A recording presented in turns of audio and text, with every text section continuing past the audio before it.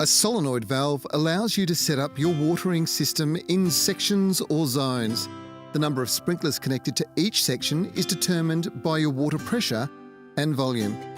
Solenoid valves are like automatic taps. They turn on and off by the magnet in the solenoid coil.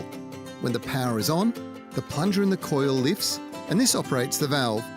When the power is turned off, the plunger drops, which causes the valve to shut. Solenoid valves are controlled by safe 24 volts AC electric current, which is passed from the irrigation controller to the solenoid valve via cables in the ground. General rule of thumb, the bigger the area to be watered, the more solenoid valves needed. Solenoid valves are available in two distinct categories, jartop and screw down.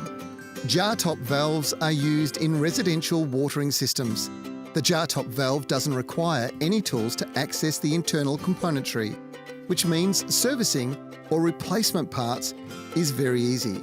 Screw-down valves have stainless steel screws holding the top bonnet to the valve base. They are available in two styles, tilt and globe.